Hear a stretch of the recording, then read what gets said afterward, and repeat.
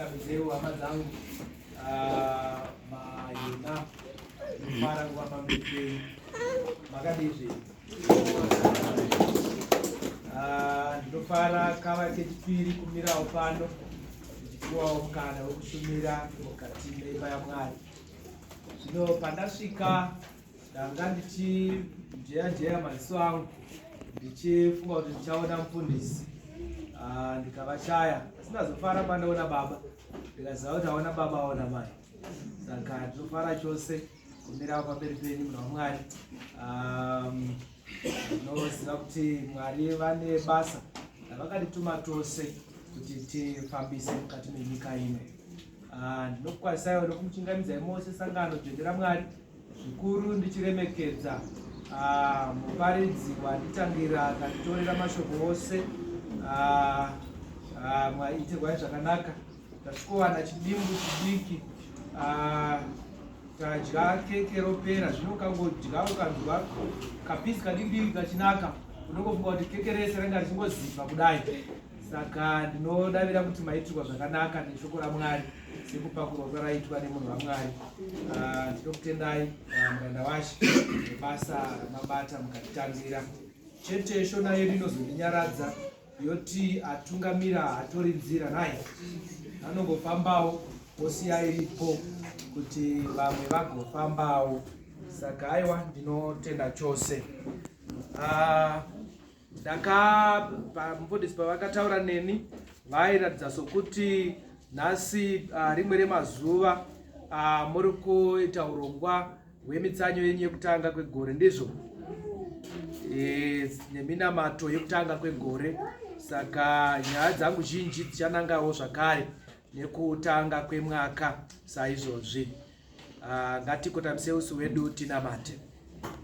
Muzita renyu Baba, Mwanakomana naMweya anoyera. Ndinokutendai Baba, ndiri pano not by mistake but by appointment. Ndinozviziva Mwari mune zvamunoda kuti titaure pamwe chete nemhuri yenyu yakagara pasi.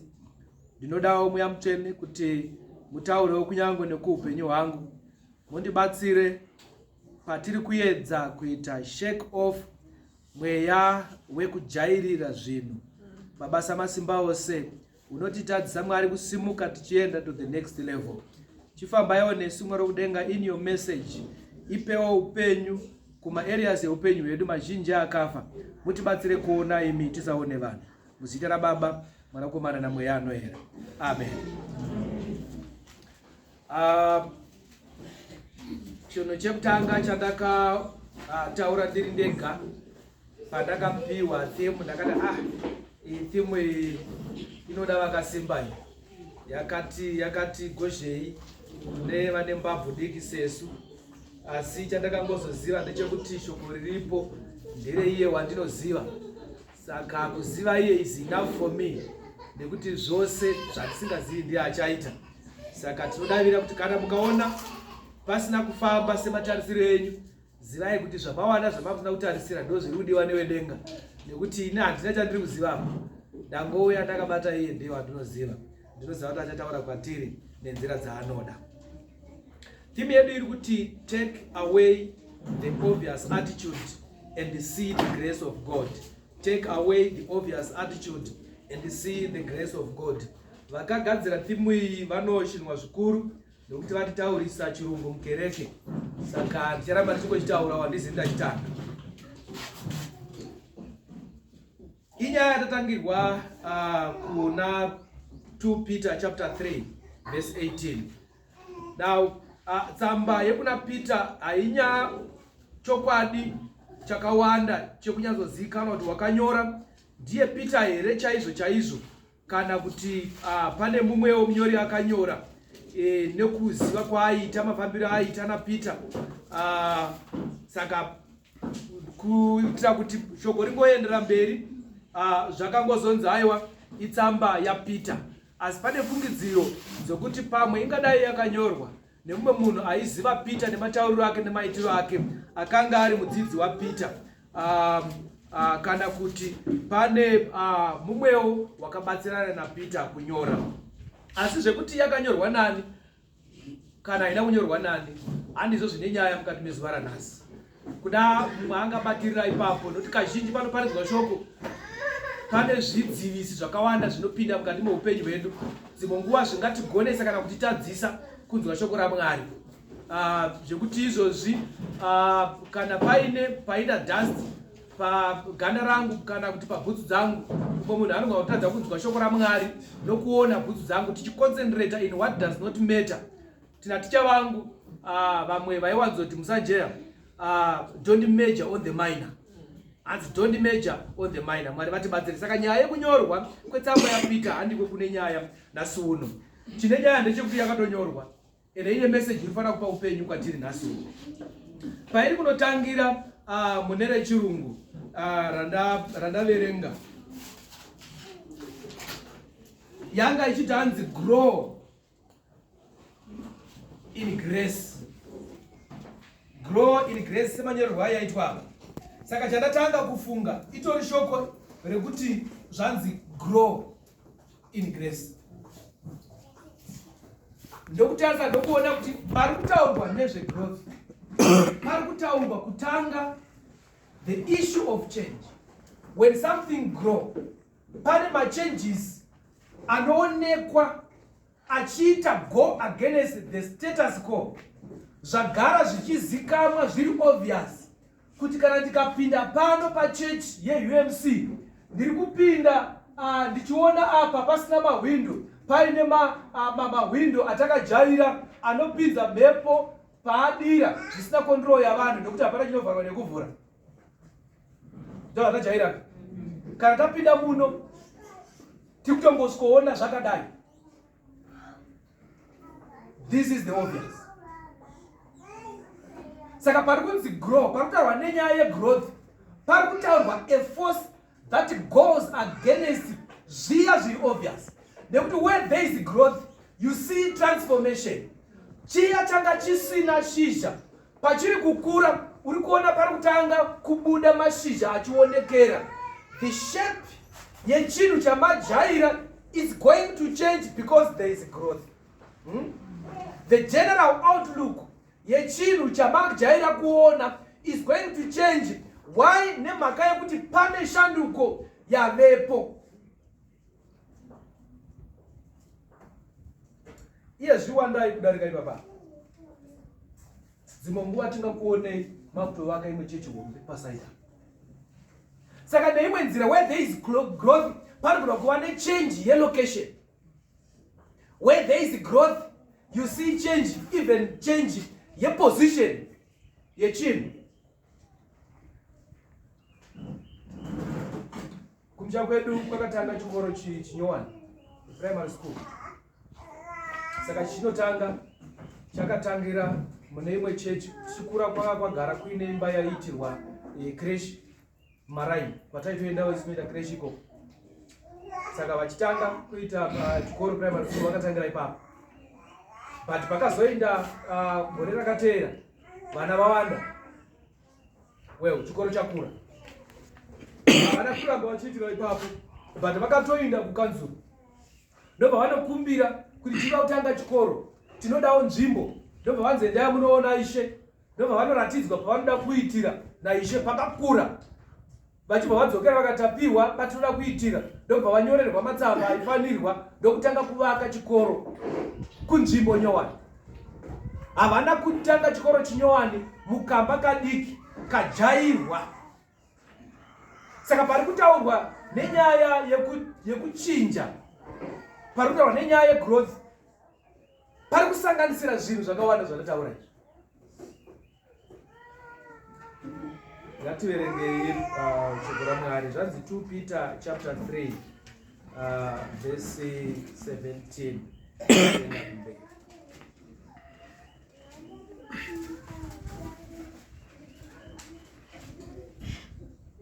Zvino kana munhu 2 Peter chapter 3 verse 17. Ndiyo chapter verse 18, yes, verse 18, yeah.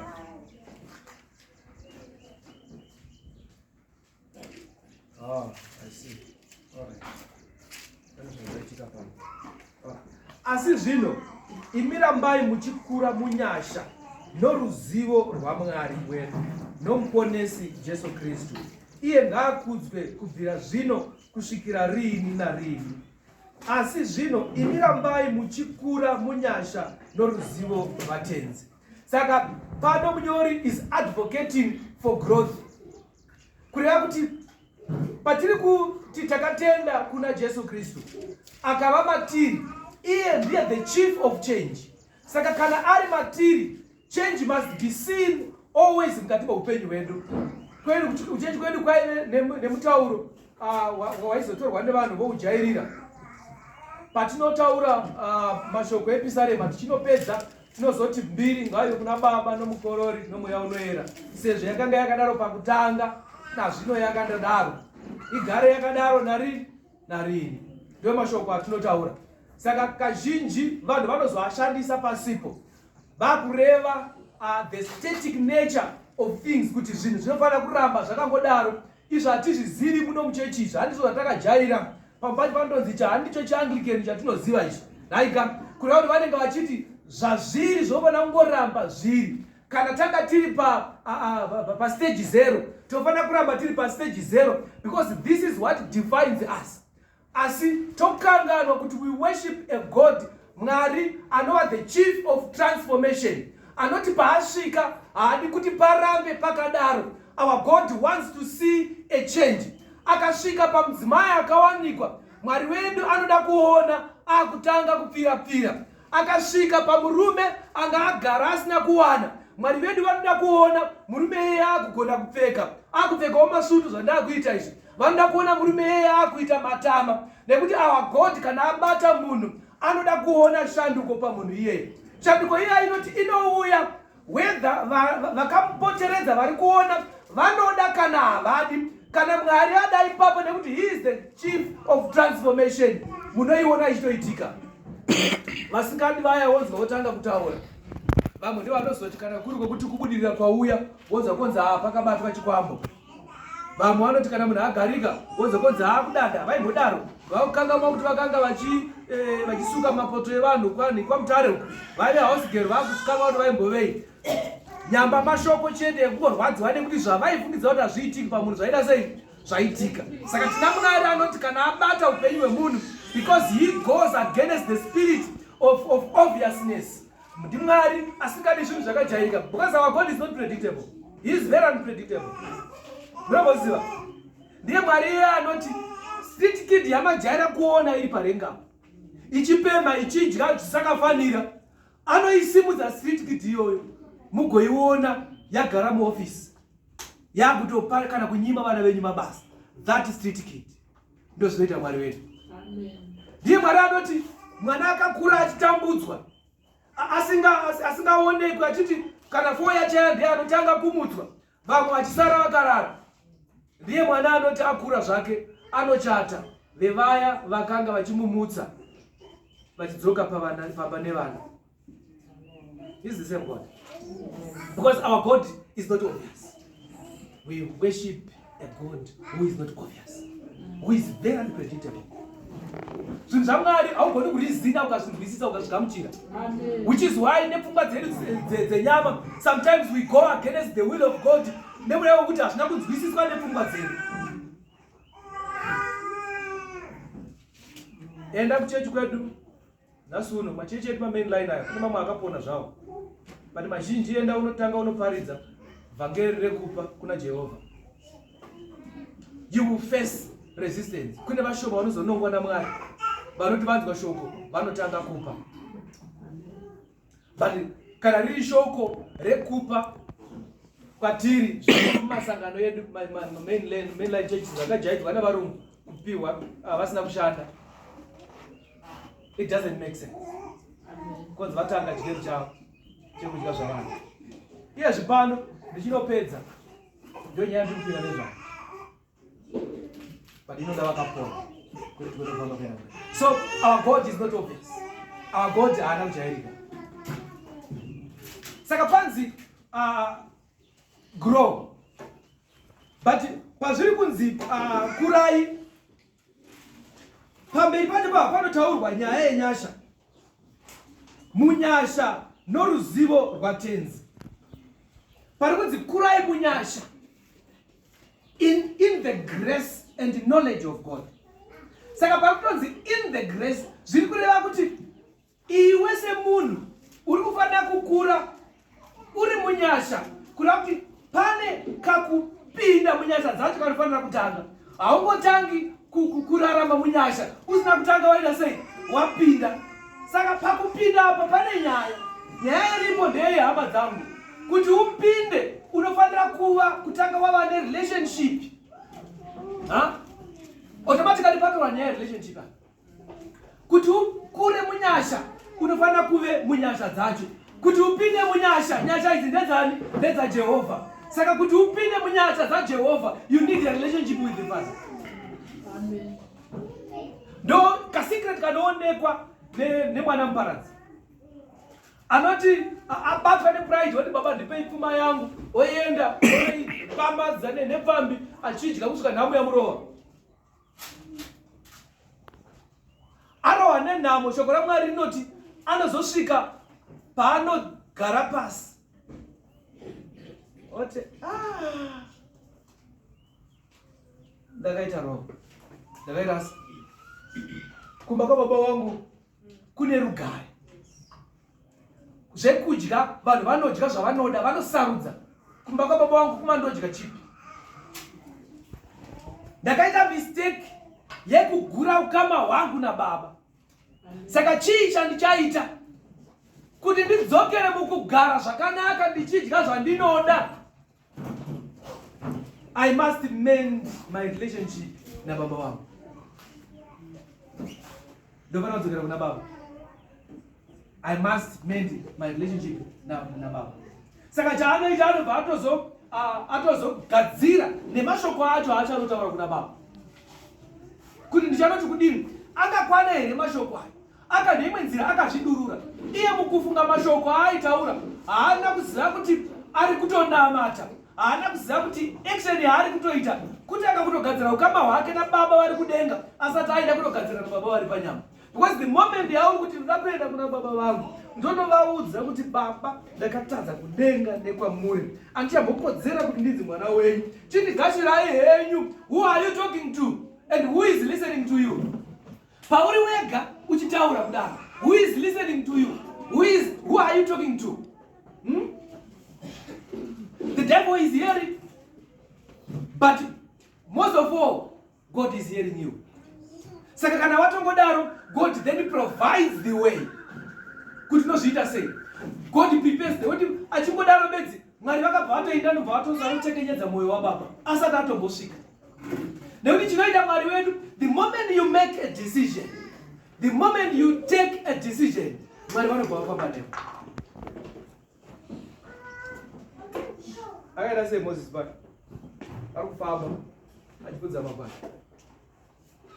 Ndokuona gwenzi raifuta. Akati sei gwenzi riri kungotsa risingapfuti, riri kungopfuta risingati. What did you do? Anobata the guy ndinoona. Ndopa akapedza masports. Ari mwangara yakoti nzvimbo ine nemashiripiti achibva aenda hapana chaitika. But the moment yaakachinja direction akati ndoda kunoona Mwari, ndobva vakati Moses paaingofamba chete asina kana kupay attention to the fire, Mwari havana kutaura naye. The moment he took the decision to go and investigate, Mwari ndobva vati Moses musachamutama. The moment you take a decision, paunotanga kuact upon that decision, God takes over.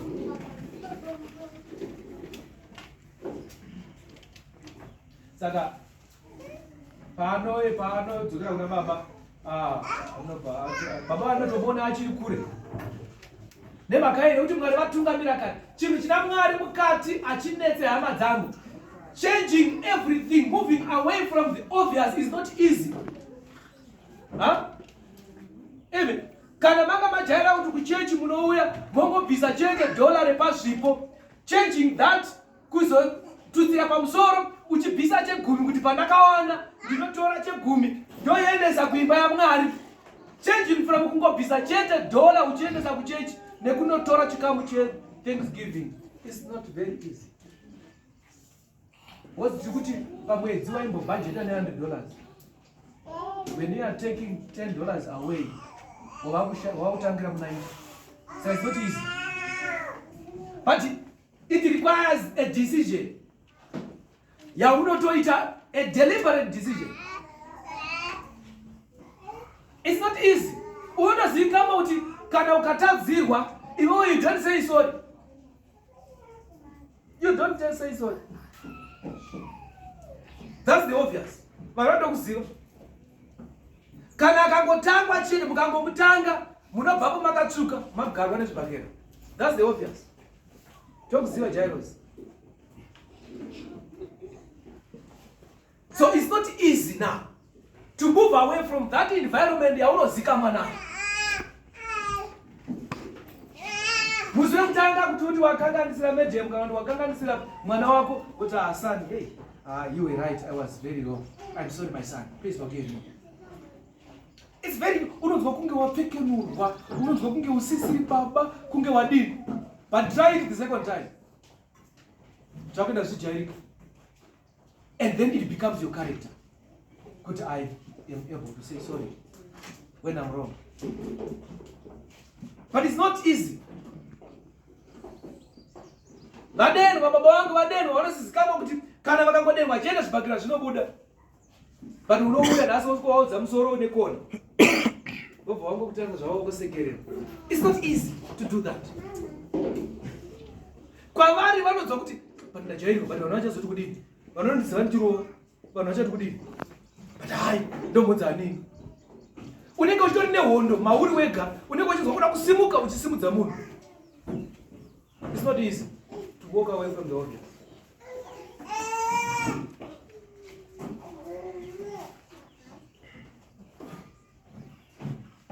But that if parikutaurwa nezvegrowth, parikutaurwa a complete change. A complete change. Ndikakuratidza picture yangu ndichiri chikomana, but ndingakuratidzira.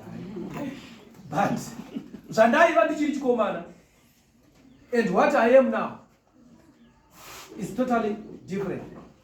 Chamunongozoona ifesi chete isingachinji. Apesa haichinji chero kumba kwedu, uyeva wekumba kwedu, yangu mukangomona ibhanzi, nongoziva kuti ndimusanje yangu. But zvandaiva, you cannot tell kuti ndini. But pakaita growth, everything changed. Everything changed. Even voice rangu rakachinja. It became thicker. Nemakayei, where there is growth, there is change. Where there is movement, there is change. Take away the obvious spirit. Chimweya chezvakajairika. Imwe munoziva here kuti pane zvimwe zvinhu zvekurova kuzvijaira kusvikira pakusaona kuipa kwazvo kana kunaka kwazvo. Unogona kujaira kuti mwana anogona kuuya achikupa chinhu every time paanouya, zvekuti unofungidzira kuti ndo zvaanongofanira kuita, zvekuti kuti manga maita basa kwaunoona kupedzisira usaoni need, unongofungidzira ndo zvaanofanira kuita. Vachiuya every day nechingwa mai vachibva kubasa, munopedzisira makufungidzira kuti ndo zvaanofanira kuita. Saka why should I say thank you? Because that's the obvious.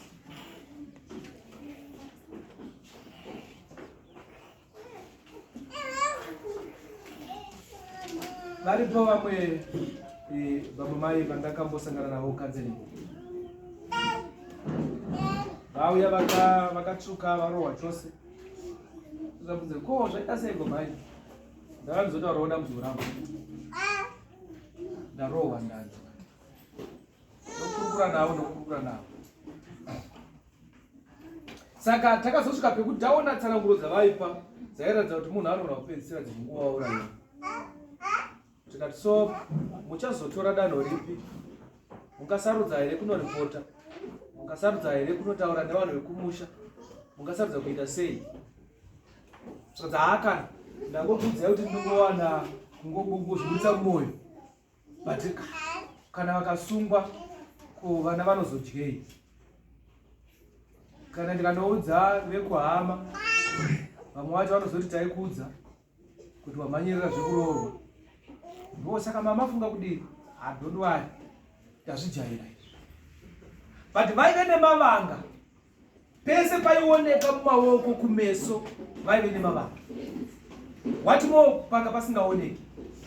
Kureva kuti munhu aigara achirobwa almost every day, but vanga vazvijaira.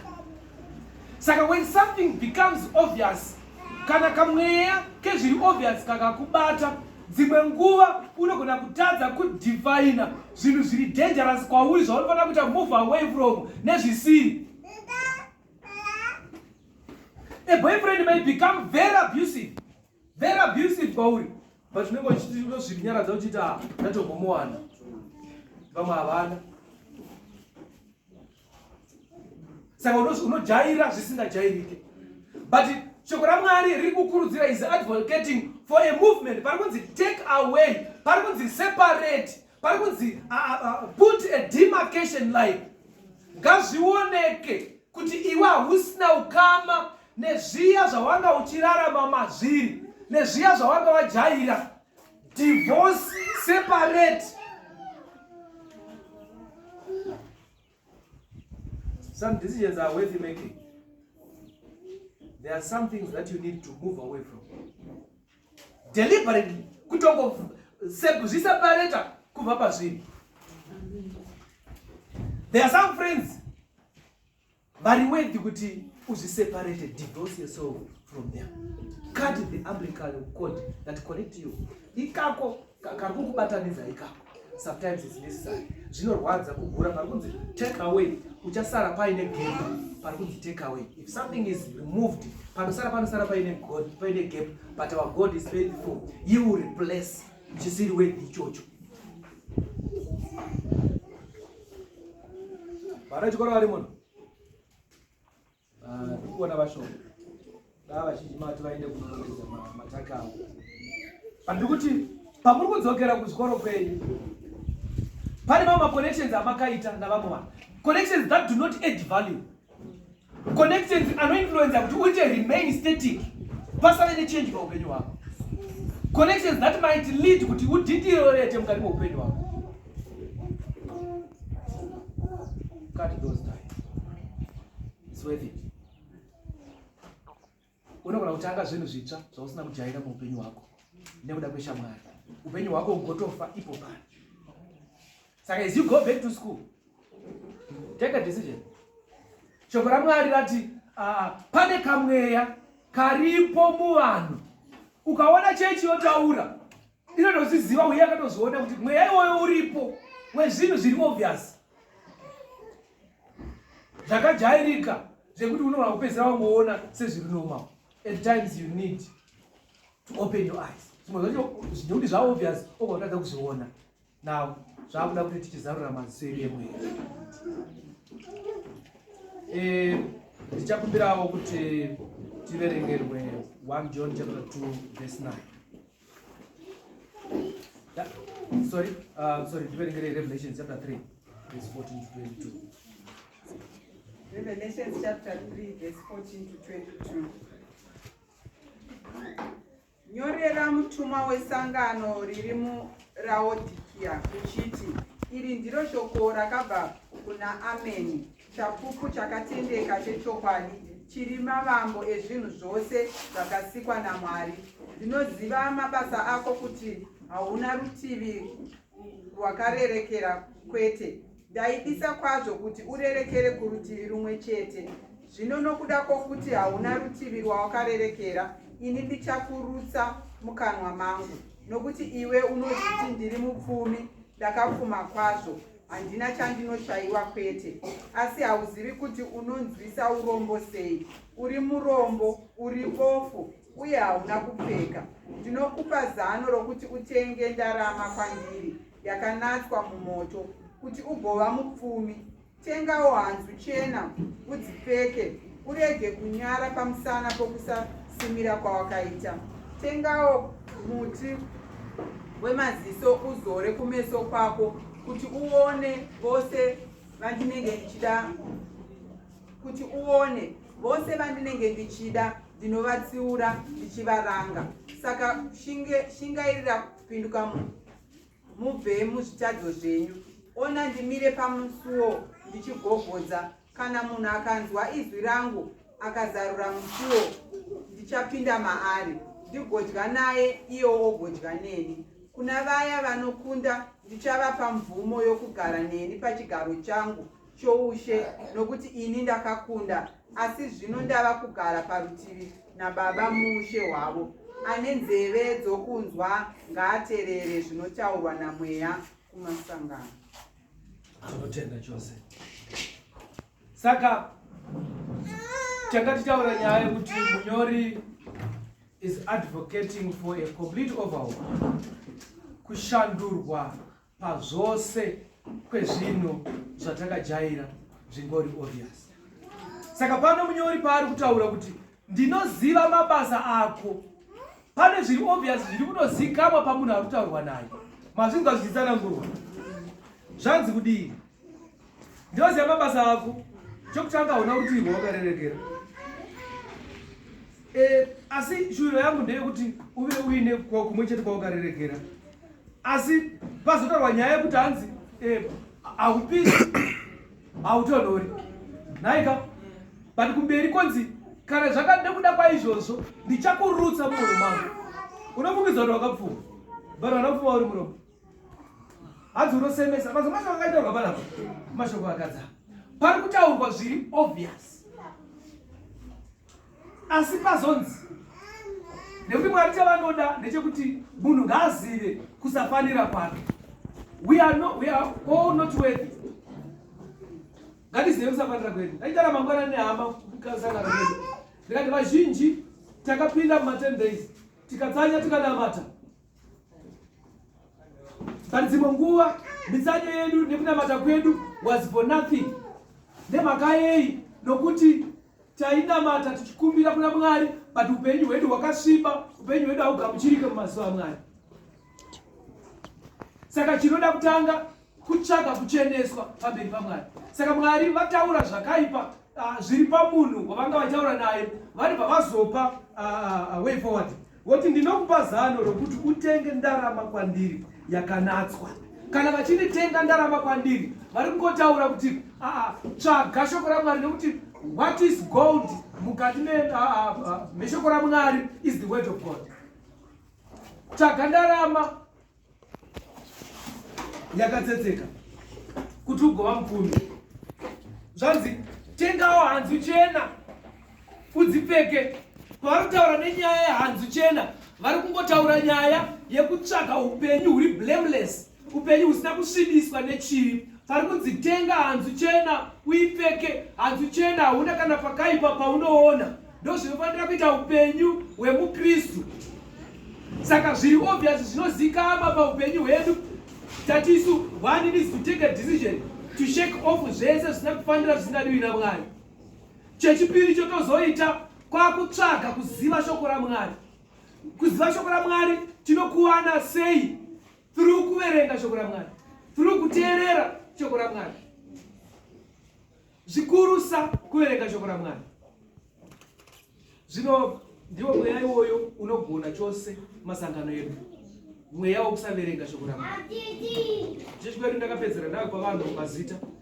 Ndakati you are called Anglicans without Bibles, AWBs.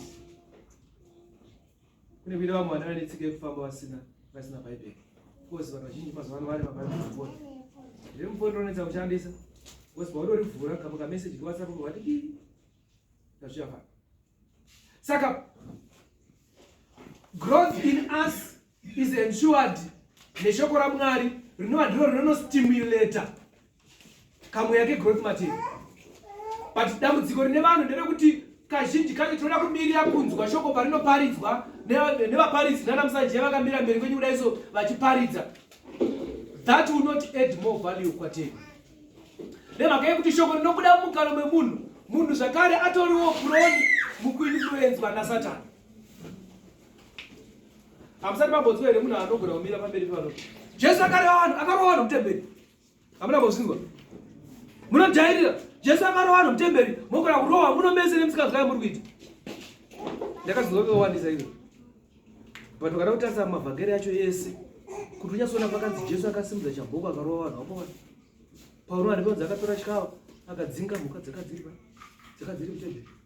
Akakondema vanhu vakanga vachiita. But muparidzi musanjaya akati Jesu akarova vanhu mutemberi. Saka kana zvinza kumira zvakanaka muno vanhu vanogona kurovoka. Nobva munhu abata iro. Growth in the knowledge of God. Inobatsira growth mukushandira Mwari. We can serve God zvakakwana kana takura pakuziva Mwari. Saka shoko raMwari muna Revelation pariri kutaura nyaya dzokuti mabasa ako ndinomaziva, haupisi, hautonhori, ndozvaunozikama nazvo. Pari kunzi iva very very very radical in your movements. Ito move isa space pakati pako nezviya zvagara zvichikudefine, and then you become a different person. Nokuti kana tava muna Kristu tava zvisikwa zvitsva, zvese zvekare zvaita sei zvapfuura. Kana tava muna Jesu tava zvisikwa zvitsva.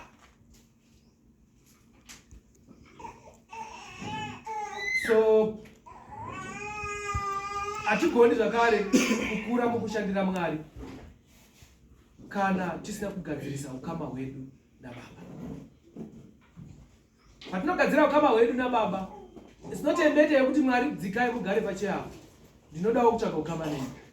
But we can only mend our relationship naBaba through the people vaakaisa mukati meupenyu hwedu.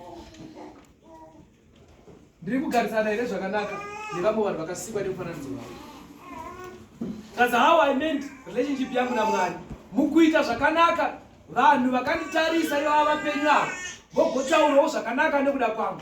Voti tinokutendai Mwari nokuda kwamabungu, vakandiitira chakati, mwana wangu ari kuenda kuchikoro nokuda kwababa vanhingi kana nekuda kwamai nhingi. Izvo pandiri kugadzira ukama hwangu navanhu vanorarama, ndiri kugadzira ukama hwangu naMwari. The moment yandiri kuti sorry kune munhu wandakatadzira, ndiri kugadzira ukama hwangu naMwari, asi ndiri kuvanda nemunhu.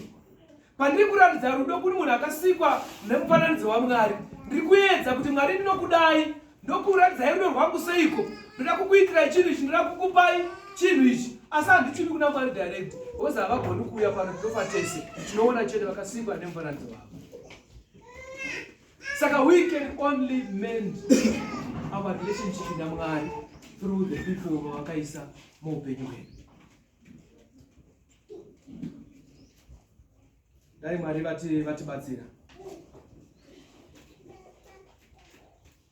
Ndafunga kuti ndichaverengerwa kuna 1 John chapter 2 verse 9, but kuda ndichaidarikira. John chapter 2, 1 John chapter 2 iri kungotaura pamusoro peukama hwemunhu naMwari. Kuti uye anoti anoda Mwari asi achivenga hama yake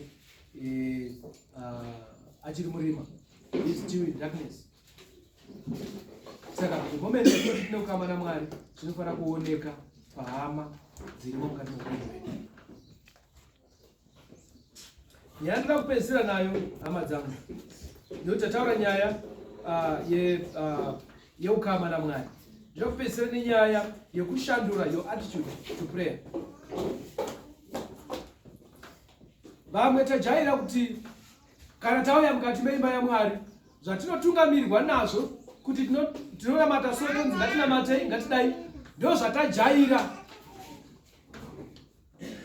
But tizive kuti zvatinojaira isu naSatani anozvijairawo futi. And when you are used to something, chinopedzisira chisa make sense kwauri. But dzimwe nguva panoda kuti tibve mune zvatakajaira, tinonamata hedu muchechi nenzira dzatinotungamirirwa nadzo nevatungamiri. But kana ndaenda kumba, I take my own time. Never side. I take my children. Chechi kwedu ndandichitini, hama dzangu, at times you do not need to come kuchechi mchini mfundisi namatirai mwana wangu. Wangu tinonamata. But pamwe pacho pfugamai nevana venyu kumba iko. Pano ndanzwa muparidzi wedu vanamata ndokuda kwevana varudzokera kuchikoro. But it's not enough. Zvimwe zvacho zvinoda imi mave kumba kwenyu ikoko ichichi mwana chenyu pfugama topfugama. At times even laying your hands upon your child, imparting nyasha dzese dzamunoda kumwana wenyu nekuti zvakaiswa mamuri naMwari. Move away from that spirit yezvinhu obvious. Vangonamati kana mufundisi zvaita pamacho unofana kunamata mweya inonditeera baba haina nzvimbo pamwana uyu nekuti iwe hauna kusvika kuuniversity. Saka pane mweya yakatojaira kuti kumba kwenyu hakusvike kuuniversity. Unofana kugura ukama nezvinhu izvozvo. Zvakandiwana hazvizowani wangu mwana. Kana wangu mudzimai akafa ndikasara ndichengeta vana vari vadiki ndiri ndega, wangu rangu jaya kana rawana richachembedzana nemwana waro. At times we need to move away from dependent syndrome. Kujaira kuitirwa zvinhu navanhu.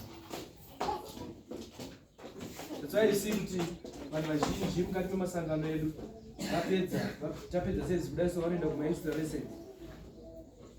Unonzwa anga ari panhingi kana kuaprofeti ningi kana kuti pagrawa yekwakati. Because makristu tajaira kuitirwa zvinhu. Tajaira kuitirwa hatidi kuita tega. We don't want to come out of the comfort zones. Nekuti zviri obvious izvozvo ndo macomfort zones edu atajaira. If we don't move away from those comfort zones, tinoramba tichingova vanhu vepasi. We need to move. Saka if we need to move, take away that space of obviousness. So Luke chapter 5. This one together with Yesu vanofamba vosvika pakanga paine magwa maviri akanga ari mumvura achiratidza kuti vanhu vakanga vatopedza zvavo kuredza.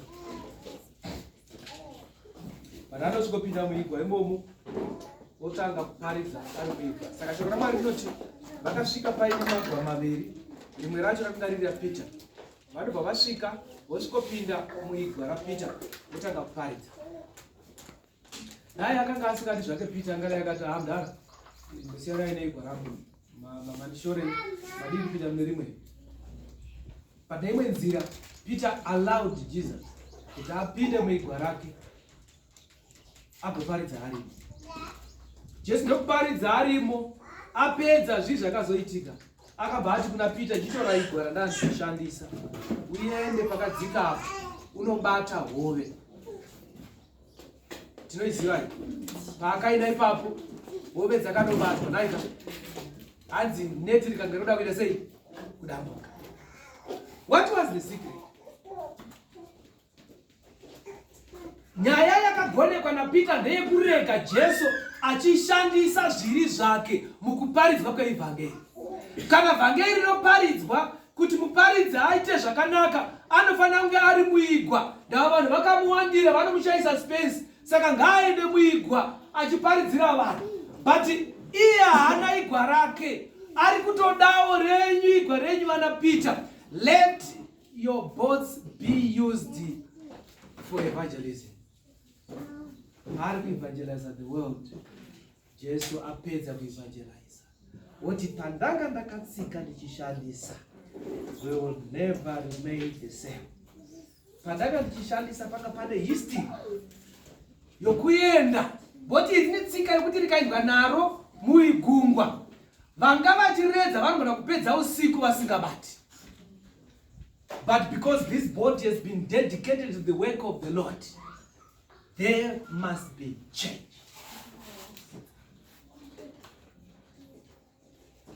Saka nokuti Peter wapa igwa rake kuti vhangeri ngaiparidzwe, ichiparidzwa munhu ari muigwa rangu, zvakamubatisa hove dzakawanda. Ndo nyaya ndinotaura mukati mezuva ranasamadamu yandiri kupedzisa nayo. We have got so many boats mukati meupenyu hwedu. Chechi ino yakadai ndichitaka kusvika pano tichiita meeting yeZCC 2 years ago yakanga yakangodai. And ndichitaka kuuya kuno mufundisi vanga vari very proud tagona kuisa shedi pastand pedu, but we are moving forward. But 2.5 years later you are still here. Mwari vari kuda mabhotsi so that you move. Sandra tisvike hama dzangu panguva yekungokumbira Mwari tibatsirei. I've got a lot of things that are here. Vamwe venyu kumabasa kwenyu mune influence yekukonzeresa kuti zvinhu zviitike pano pachechi, zvinhu zvifambe zvakanaka. Vamwe venyu homwe chaidzo makaropafadzwa nehomwe. Vamwe vakaripiwa nemigodhi yegoridhe. Vamwe vakaitwa vatungamiriri mukati memabasa kwamunoshanda. But when somebody kana masubordinates enyu akakushanyirai muchechi kwamunonamata achipinda munenge muchibuda, because you will be ashamed of pamuri kupinda. Until pakashata, it's good for now, but this has become obvious. I know kuti munonga kwari maplan asi Mwari vakuda makobotsi ei. You must go. And mabhotsi ashandiswa, Mwari vanoropafadza muridzi webhoti rashandiswa. Izvo Mwari havaite mistake. That's why muchiona kuti pakati pevanhu vakazara chechi kunogona kuuya kana muprofita anouya osvikoita nyasha mukati meimba, osvikoita mabasa mukati meimba yaMwari, but koita vanhu 3 vanopa testimony. Bhoti rashandiswa ndiro rinoreceiva. Pavanhu 10 vari muchechi yaMwari, anzwisa shoko raMwari akariita ndiye anodya zvibereko zvaro.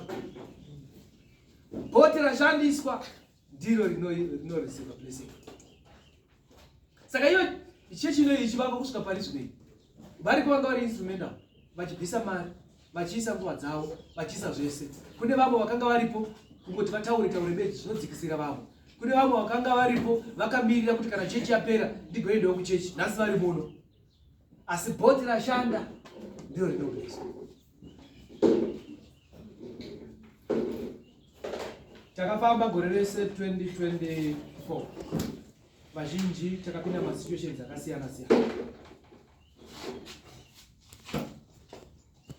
Masituations ese iwayo tiri pano, vamwe akavadya masituations avakasangana nawo akafanana neyatakasangana nawo. Vamwe takatirimo muna 2024 and it was very unproductive. Hatina zvatakagona kukova. We have nothing to tell or to show for 2024, but still tiri pano. Vamwe vedu takaronga, nanhasi tichakaronga. We have hope. We are here. So ndinofunga kuti zvakanaka hama dzangu, because zvino tisvike pamberi paMwari. Titi nezvatakaisangana nazvo kana zvatakaita pana 2023, zvandakagashira nezvandisina kugashira, ndiri kuuya pamberi penyu and appreciate you. Nekuti Mwari mukugashira kwedu kana kusagashira, vanoda kuti tizive kuti vanongoramba vari Mwari. Tine izvino vari muno vanogona kuverenga kuti muna 2022 ndakagashira ichi neichi neichi, 2024 wese ndinazvo zvekuratidza kunyika. Ndo zvanga zviri Mwari wako muna 2024. But hazvirevi kuti uya asina something to show for 2024 haana waMwari waanga achinamata. The same God here ndiye akakublessa, ndiye ane uyu ane zvaakagashira zvisina kufanana nezvavo.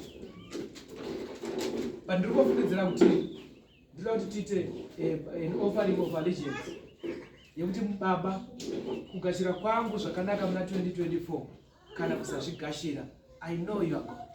For 2025 you will still be God.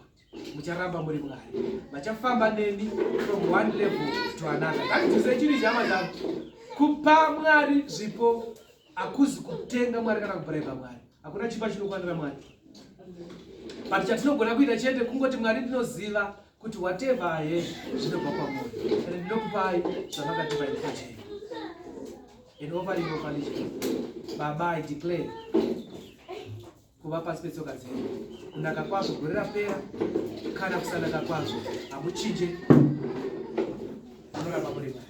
Ndakumbira kuti simuke tiimbe zvenyu tigosvika panguva yekupa chipo naMwari.